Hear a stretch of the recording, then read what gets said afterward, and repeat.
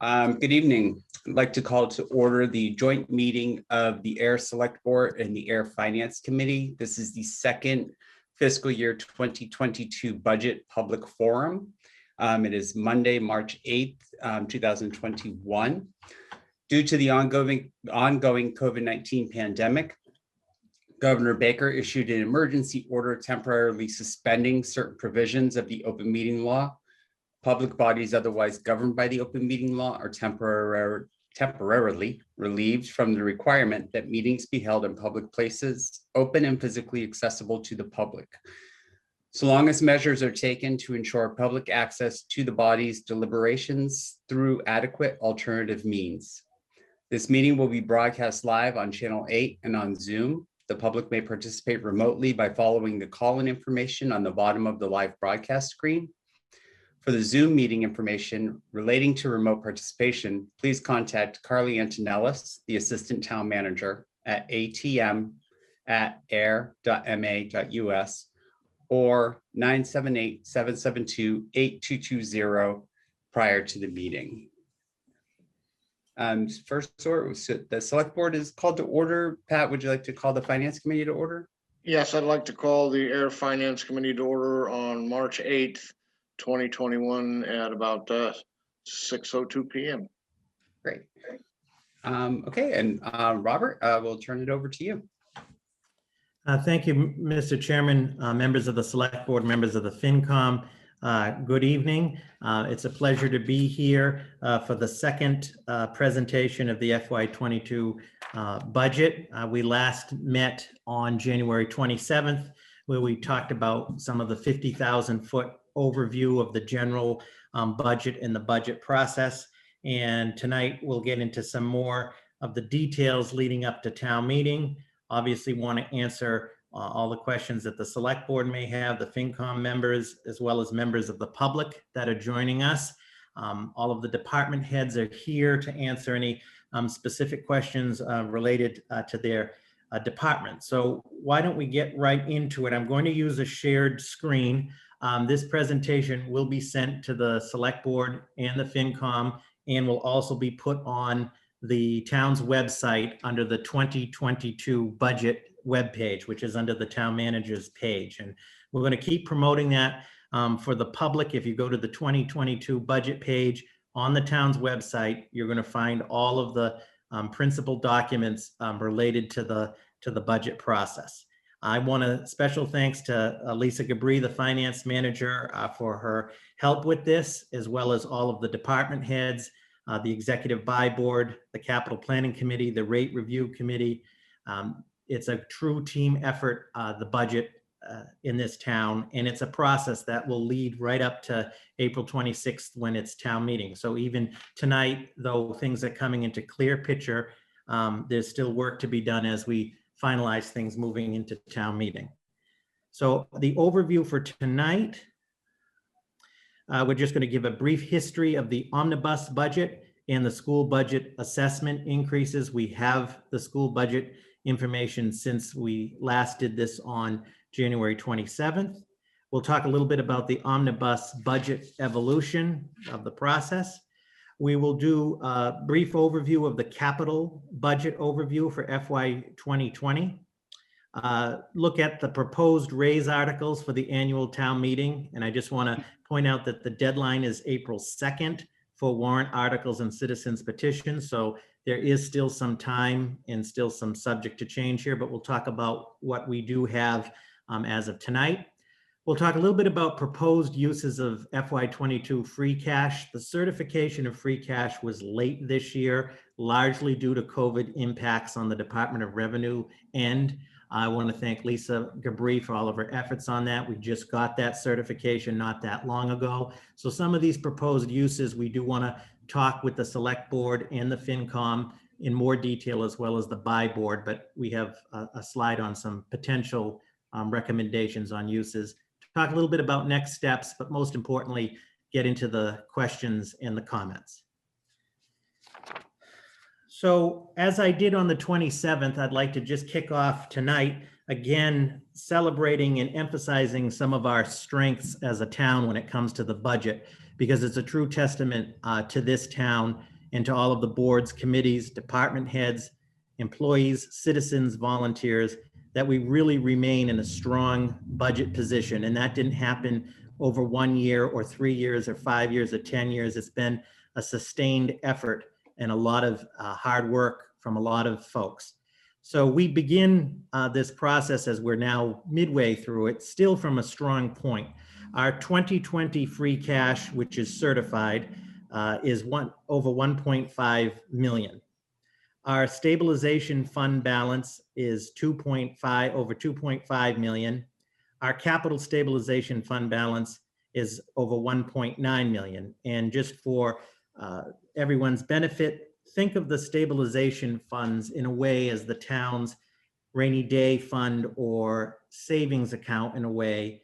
Keep in mind that to access both require an act of town meeting. So both of the stabilization funds would be subject to the whole town meeting process. It's not funds that are easily accessible by anybody, and that's how it should be. But we have healthy balances in both. And then the 2019 Standard & Poor bond rating, and we'll be due for the next bond rating call shortly. We're rated at a AA+ stable.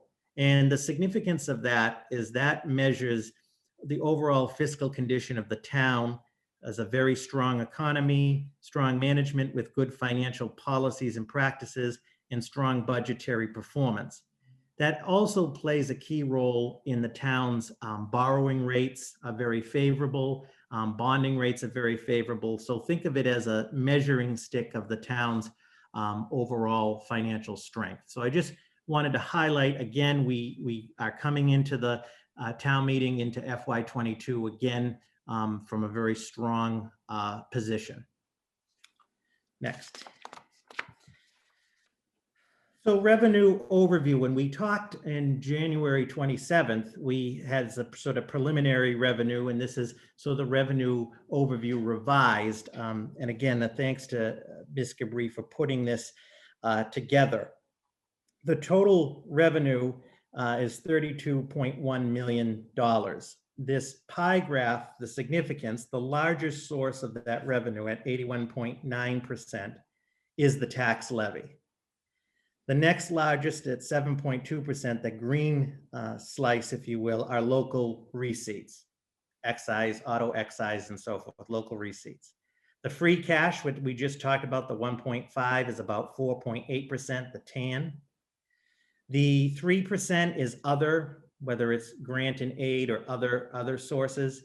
And then the state aid is 3.1%, that gray sliver. And that's significant because especially at this time where we're going through this pandemic, we have heard estimates anywhere from $7 to $10 billion in shortfall from the Department of Revenue on the state level.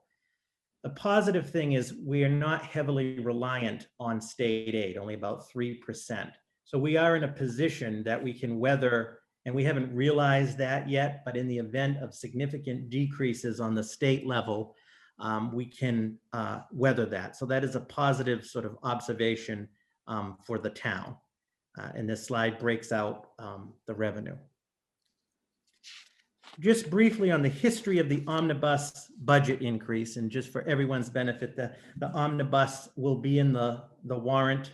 We will be doing a budget book again, like we did last year for town meeting.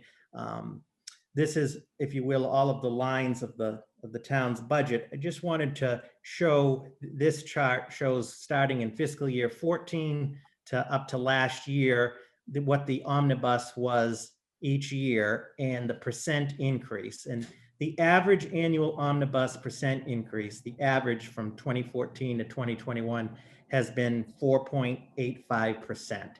Last year it was 3.3%. And as you'll see, draft 3 of the FY22 budget has us at about 3.45%. So pretty close to last year in terms of the increase. Again, our goal is to continue to maximize efficiencies and municipal services, but at the same time, keeping an eye on the sustainability of the increases. Next. This likewise, as a history of the school budget assessments, we have two budget assessments, one for the Ayer Shirley Regional School District and one from the Neshoba Valley Technical High School. And for everybody's benefit, both of these are taken up individually at town meeting. Each is a separate article. We have the increases again from 2014 to 2021. The average increase for Ayer Shirley is 3.7%. The average increase for Neshoba Valley has been about 2.1%. For FY22, the ASRSD, Ayer Shirley Regional, is increasing 1.78%, or by about 221,000. And the Neshoba Valley Technical is increasing by 9.6%, or $83,000. The increase from the Neshoba Valley Technical High School is largely driven by an increase in student enrollment there. Student enrollment drives the increase. Again, at town meeting, we generally have both superintendents to offer a brief presentation on the school assessment. And we have that information as well on the website. Next.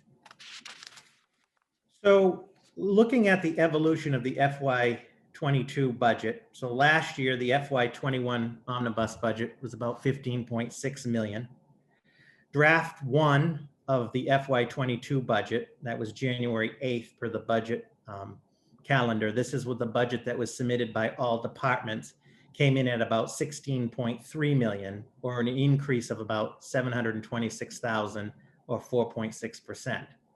Draft two, which came in on February 17th, was at about just over 16 million, or putting it at a 2.98% increase. And then tonight, we're talking about draft three. The omnibus is coming in at about 16.1%, an increase of 539,000 over last year, or about a 3.45% increase.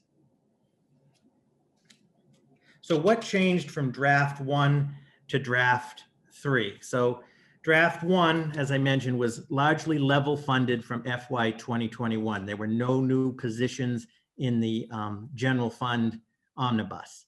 The estimates for major budget drivers like health insurance and so forth were used at that time.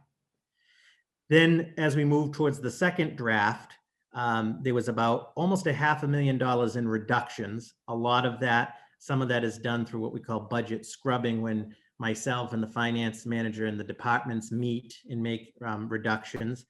There were about $238,000 in increases, and specifically including a $150,000 increase in the reserve fund. This was presented publicly both to the FinCom and the Select Board as a recommendation. The reserve fund has traditionally been about $150,000. The finance manager and I are recommending an increase of about $150,000 to $300,000 for FY22 to get through the COVID-19 pandemic, as there remains to be a lot of unseen variables. And as I mentioned, the reserve fund has a good system of checks and balances requiring Select Board and FinCom authorization, and specifically can only be used for unforeseen or extraordinary circumstances. So it's very well defined. We're hopeful that we don't have to use the 300,000, and that would be closer to our norm, but this upcoming year is probably anything but normal. So that recommendation to increase to the 150,000 actually increases the bottom line of the overall budget by a whole percentage point. There were still no new personnel positions, and we began to know some of the major budget drivers around February 17th, such as health insurance. We had budgeted worst case scenario looking at about 12%. It came in lower. So tonight, draft three on March 8th, what is changed? There's been further reductions of about $20,750, which I'll highlight in a moment. There have been about 94,000 in additional increases. A couple of things I want to highlight. We have replaced the Council on Aging Outreach Coordinator position. The COA, the library, and the Parks Department are three of our departments that their programs have been significantly impacted, no fault to them, by COVID-19. And we're hopeful that the senior center, though closed to the public, is still working more than ever in helping folks through this. This is a position that was originally going to not be funded in the budget due to COVID impacts, but the decision is, as things are improving, hopefully on the front as we move towards getting towards reopening, we want to have the funding for that position. This also includes the 2% non-union cost of living adjustment, which I presented along with the benefits and payroll manager to the select board recently, based on the various metrics we use. That is included in draft 3. Next.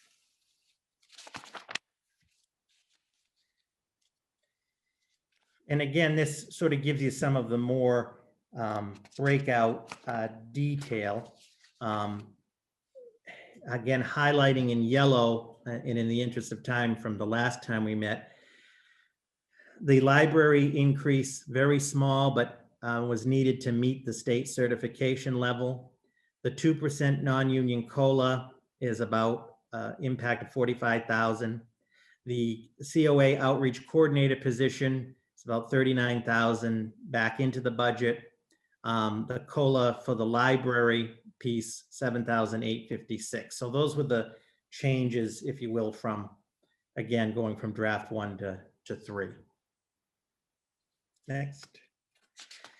What was reduced? So from, again, in the interest of time on the highlighted part on yellow from the last we met, the fire department turnout gear was able to be removed out of the budget. And I can have Chief Johnston speak to that if there are any questions.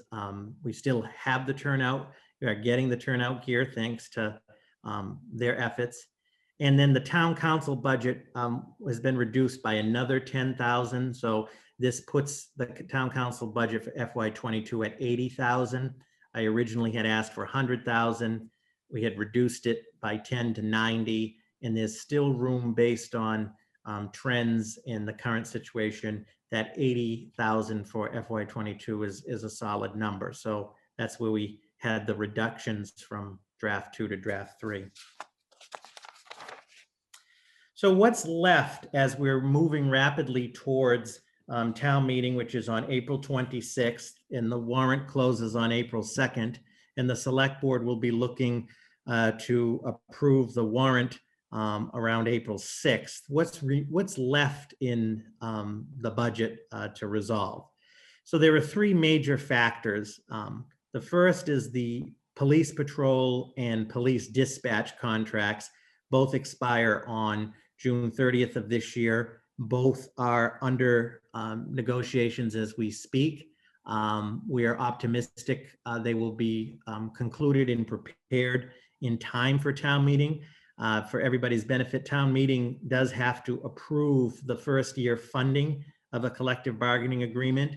So assuming everything is successful, there would be 2 articles that voters would see on the town meeting warrant, one for the patrol and one for the dispatch contract funding. And we do a brief presentation at town meeting showing the cost impacts on that. So that's one variable that is outstanding. Personal service contracts, this is non-union personnel. There are actually 3 that are under negotiation. That one is for the treasurer tax collector, the other one is for the assessing administrator, and the third one is for the Department of Public Works superintendent. And we're again confident these will be concluded and in place for when the warrant is approved. And then lastly, on general insurances, and these are the various insurances that the town has, generally we get the definitive numbers in the February-March timeframe. There have been delays on some of this information, again, largely driven by COVID-19 delays. We have pretty solid numbers in the general insurances. Ms. Antonellis has done a great job handling that. as she has in past years for the town. But we're just further refining that. And again, I should have a good sense of that before we get to warrant approval. Again, we don't anticipate a major increase or a major shift in that particular category. So I wanted to briefly touch upon the capital budget recommendations. And for everybody's benefit, and many know this, the town has a very active capital planning committee chaired by Select Board member Scott Hood. I know that representatives of the FinCom and residents are on there. And you can get all of the capital budget information on the town website, either from the capital planning webpage or under the 2022 budget page. And in the interest of time, and we can come back to this if folks have specific questions, I'm not going to go through all of it in great detail, but just briefly. But if there are questions, we do want to hear them, obviously. And also, for example, a lot of this is Department of Public Works requests. Superintendent Wetzel always prepares a presentation at town meeting for voters on the various requests. So the capital planning process was largely done through the period of November through January. And the committee, as always, it's a very tough process because you can't do everything that is requested.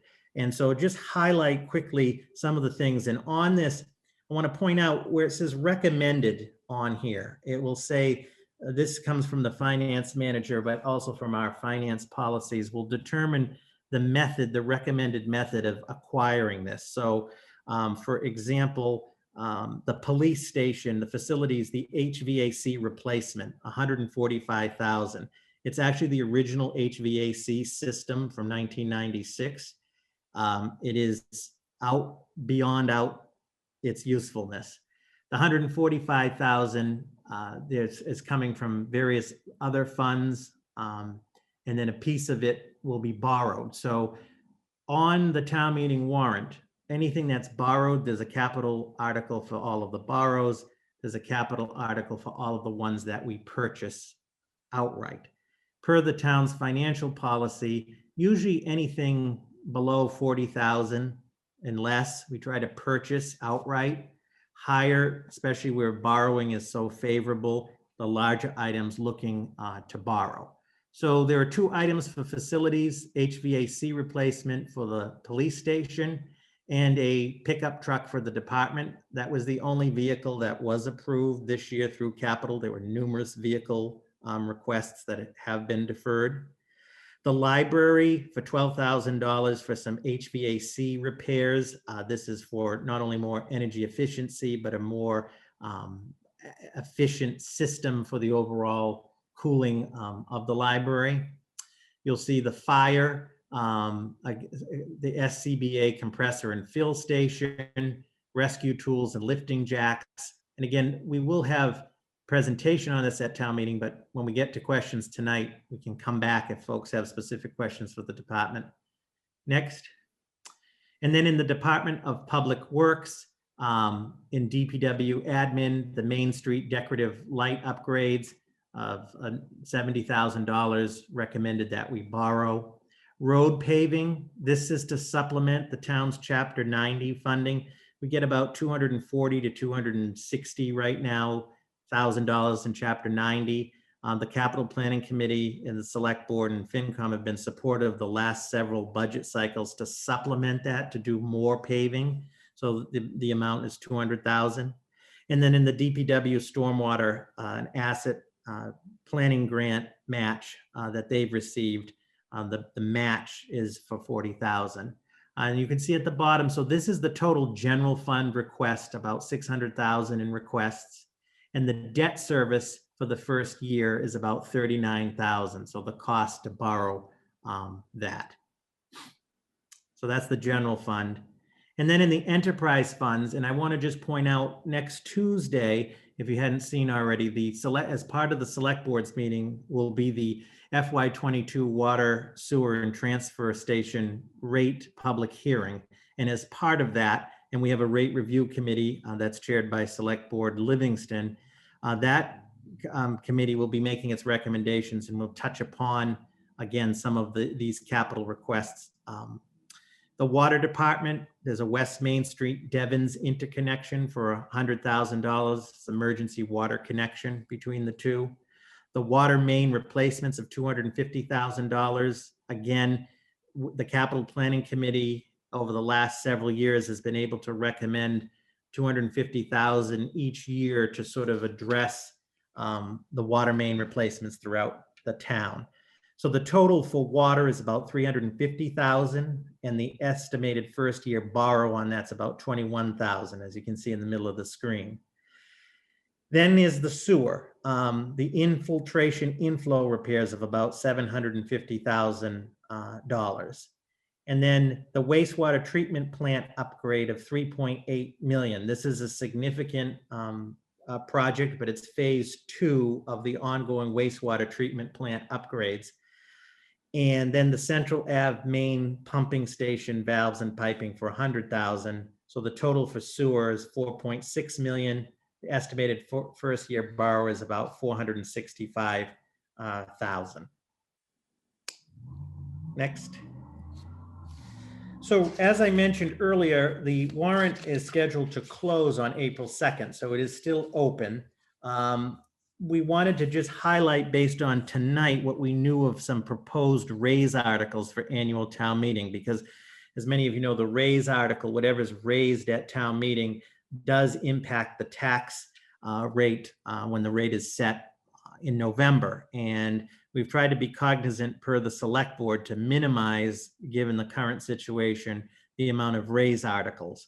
And so far, it is minimal. We know there'll be a first year interest for the general fund, as I just touched upon. That's $39,000 for the borrowing. There is an article for the funding of the aquatic weed control for the town ponds from the Conservation Commission for $30,000. The conservation fund that the town meeting established previously, put the lion's share of that funding from CPC in there.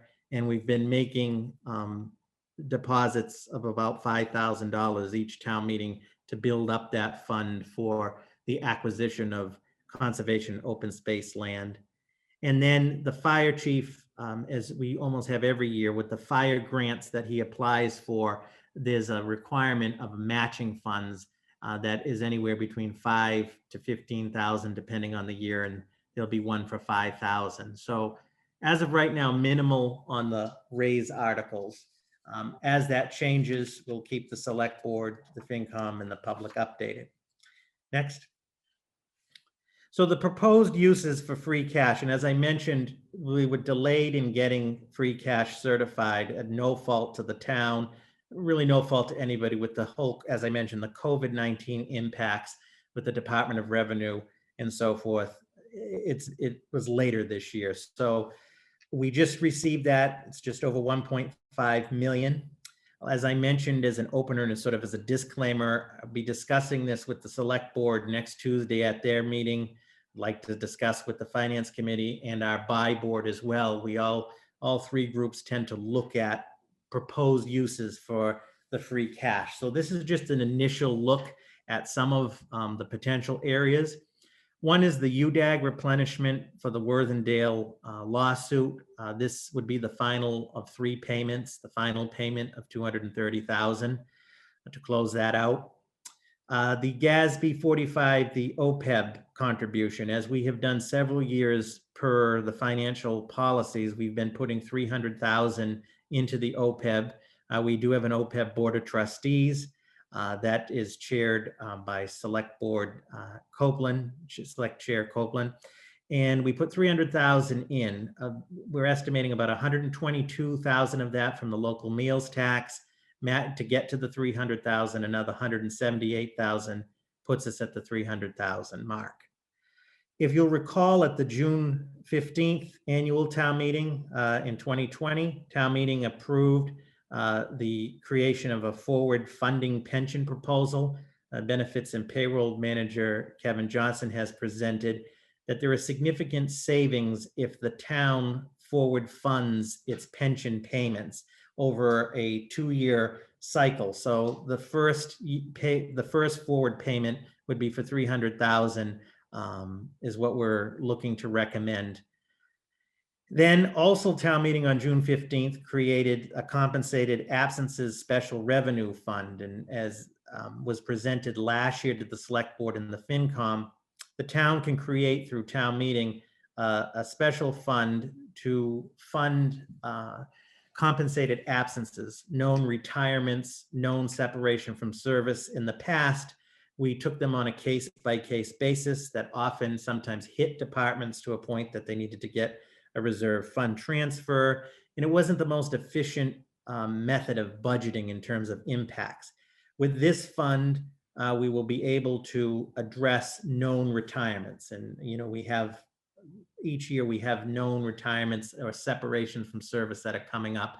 So we're looking at about 50,000 to fund that.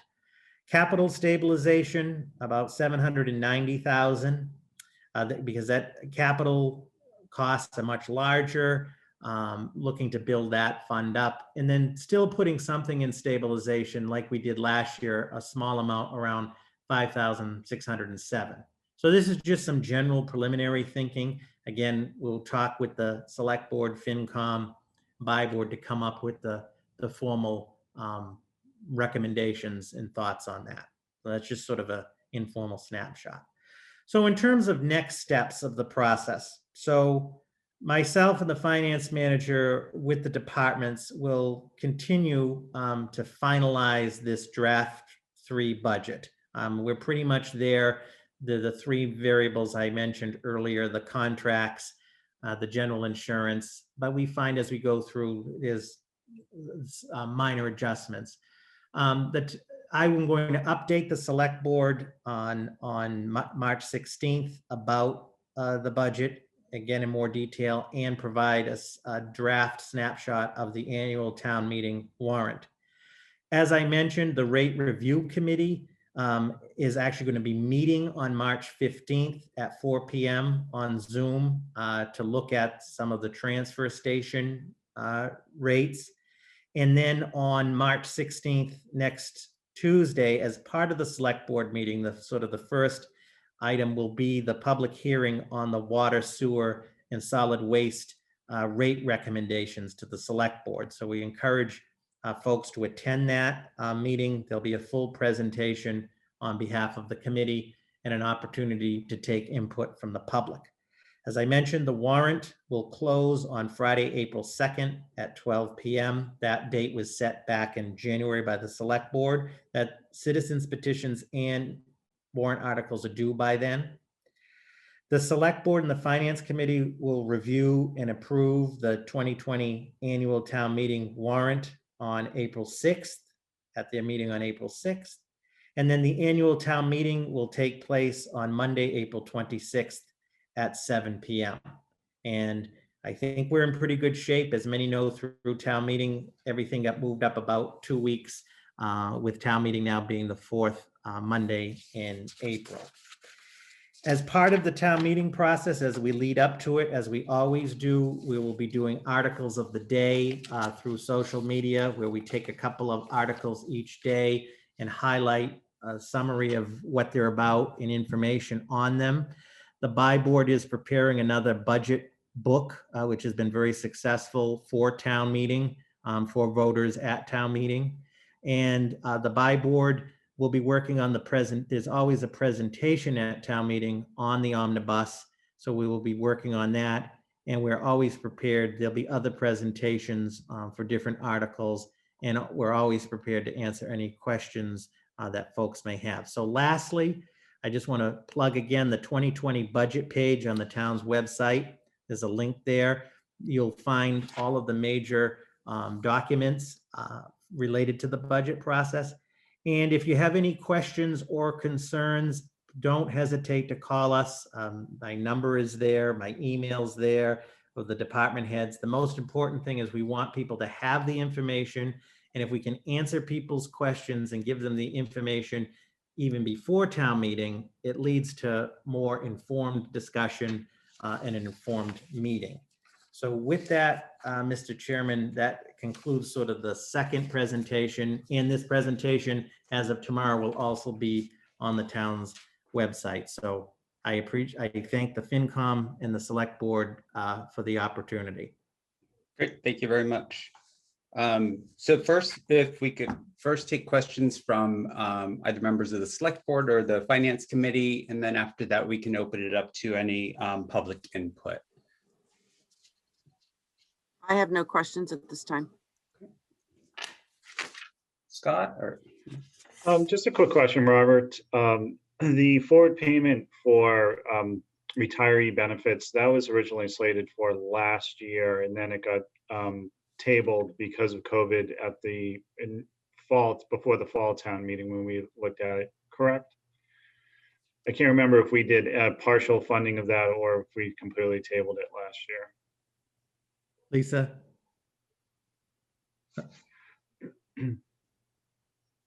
Okay, so yeah, we did it in the fall, Scott. We did fully fund the 50,000. Are you talking about the 50,000? No, the Yeah, I think other. we had cut the amount then. Okay, thank you. Yeah. That's my only question. Thanks, Sean. sure. Robert, there are a few things on there that are still unclear, like the contracts, the police and the dispatch. You may have said it and I just didn't hear. When do you expect those to be finalized? I anticipate those to be finalized and to be coming to the Select Board with the memorandum of agreement for your consideration for April, your April 6th meeting. At the latest. Do you anticipate, will they have much of an impact one way or the other? They will have an impact. The police and dispatcher contract, to the extent I can, so they're two separate contracts. If you go by the last cycle, okay, the last cycle 3 years ago had about a $46,000 impact to the budget, but that's for two groups. And that's if you look at the article from 3 years ago. So you're looking at somewhere in there as far as an impact. On the three non-union contracts, not an impact of that magnitude. And as I mentioned, on the general insurances, we're just refining those numbers and we don't anticipate, we're almost there, don't anticipate much. Okay. And then I also, if I could, as Lisa and I continue, this happens every year. So when we have draft 4, which will be the final draft, there could be some further minor, reductions as well throughout the budget. So when I say we're almost there, we're probably off by maybe another 55 to 60,000, but don't hold me to it. Yeah. Okay. I guess also the other was like the Neshoba board, the boards of health assessment. You have put in there like as a placeholder, the 5%. Is that pretty average? The 5%, that's pretty average of the increase. And for everybody's benefit, the Neshoba Boards of Health, which we belong to, 16 communities in Devon's belong to, provides the professional inspectional services as well as the public nursing services for the town. So that 5% increase, that's pretty much within the bellwether of the increase. Yeah. Thank you. About any questions from the FinCom?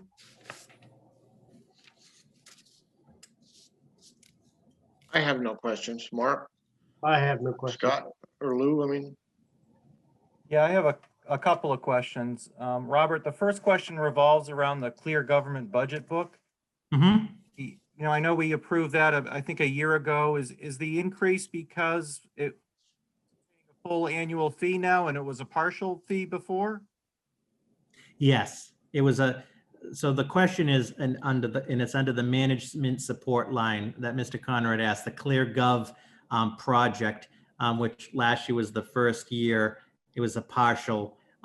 This will be for the first full year. And frustratingly, as I said, I think at the last session, I've said publicly numerous times, There's been a delay in getting that off the ground, again, largely due to COVID. That's no fault of the town or the vendor. But if folks will recall, the project, which our target is for July 1st, is to put all of the information onto the interactive web platform. Okay. And separately, if you could speak to the increase in the unemployment compensation, it's line 51,710. It seems like a large increase. So were there layoffs? Were people like what happened there? And I know that the state has talked about increasing the premium by, I think it was 60%. So I don't know if that was part of it or. So if there is an objection through the chair, I'll ask our expert on this. Mr. Johnston is the benefits and payroll manager who handles the unemployment. Is he on, or maybe he stepped away? Hey, Kevin. I'm here, Robert. You can probably explain clearer than I can to Mr. Conrad's question was about the increases on the unemployment budget line. So the increases are based on what we have for known claims that will run into fiscal 22.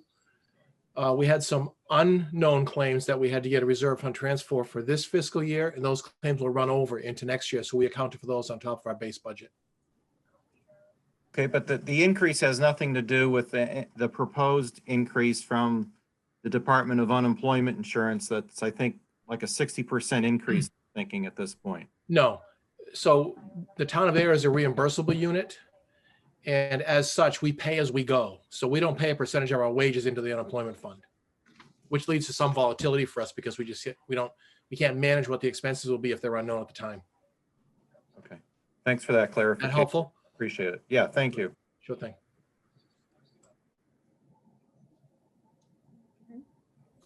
Any other questions, Lou? No, I'm all set. Thank you. Okay. Okay, if there's no other questions from board members, we can open it up if there's anybody on the line for public input or public questions. Mr. Chair, can you hear me? Hi, Pauline, how are you? Oh, Sean, you recognize my voice. Thank you. It actually says Pauline's iPad, so. Oh, there but you yes. go. All right, like no incognito here, huh? Couple of quick questions, easy questions, considering where they're coming from. On the last PowerPoint presentation from January, there was a slide about COVID-19 impacts. And I don't understand it 100%, but I'm going to presume that the roughly $20,000 total eligible amount is money the town received? No. No, okay, that's fine. Then that pretty much answers my question, because the other part of that was we have spent, for lack of a better term, approximately half of it for town expenses and school expenses for various items needed. So if that's not money we received, is that money that's reimbursable? Mr. Chair, to Ms. Conley's question, if there is an objection, Lisa is our expert on the CARES Fund. So Lisa, why don't you give us a overview and an answer to Pauline's question? So the town's total allotment of CARES Act money is roughly $720,000. To date, we've received about $159,000. Okay. The expenses to date, our actual expenses, $188,000, and the transfer requests that we've received from the schools and from the Shelby Board of Health is another $160,000. We have not paid those out yet, but that's sort of, we're committed to them. So we're committed to a total of $349,000, and we've actually received only $159,000. Got it. The state requires all towns and schools to apply for MEMA money first to get, as they say, more for your buck.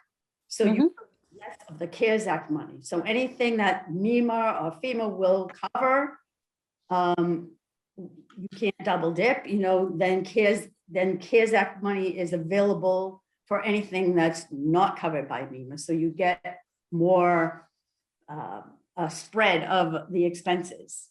To date, we've had about $41,000 in overtime $27,000 on PPE, $62,000 on cleaning and sanitation. That would include sneeze guards and social distancing signs and so forth.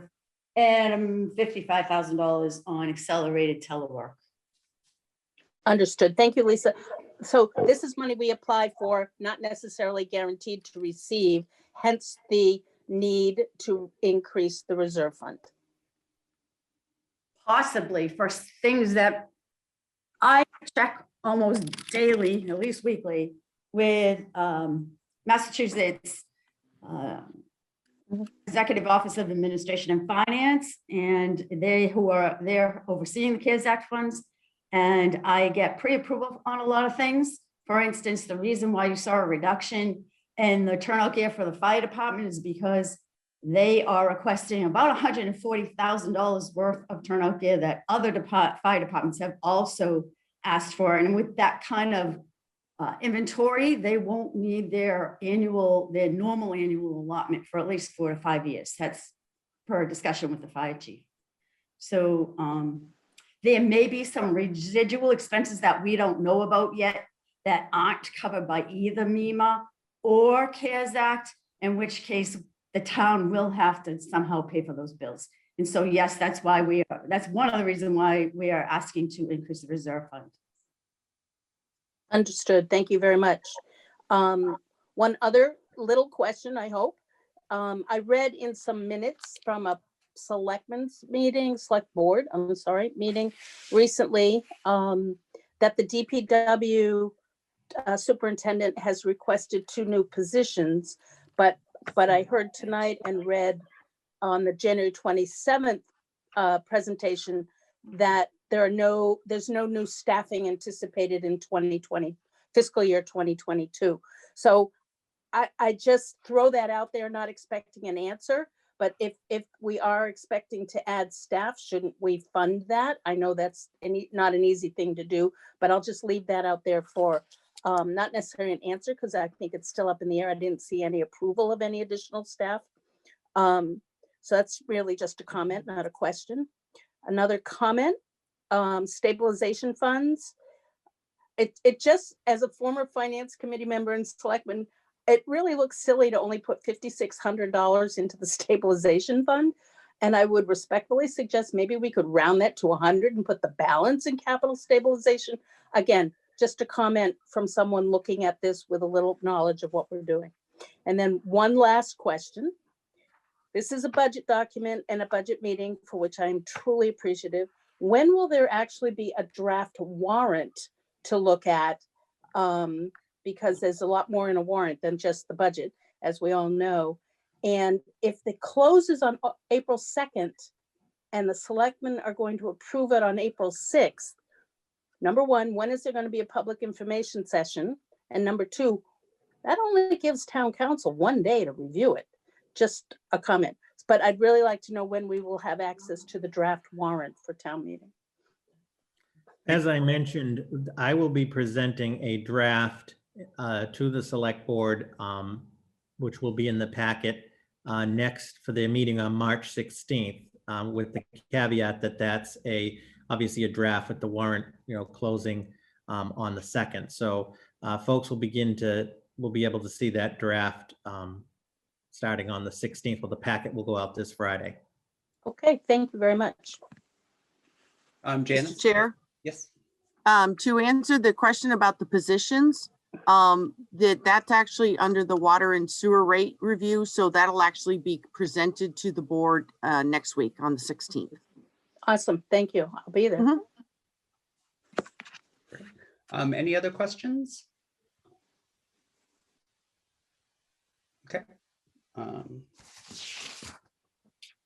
Okay, well, that brings us to the end of our meeting.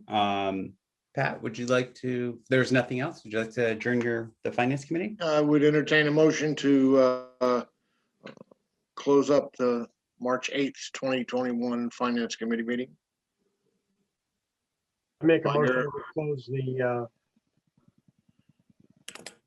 Make a motion to adjourn. yes, sir. Second. With that,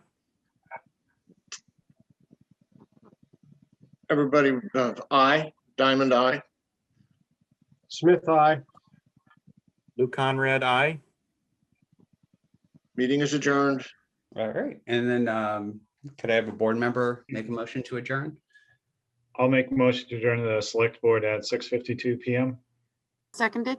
Board member Hood, how do you vote? Aye. Board member Livingston, how do you vote? Aye. And the chair votes aye, and our meeting has been adjourned.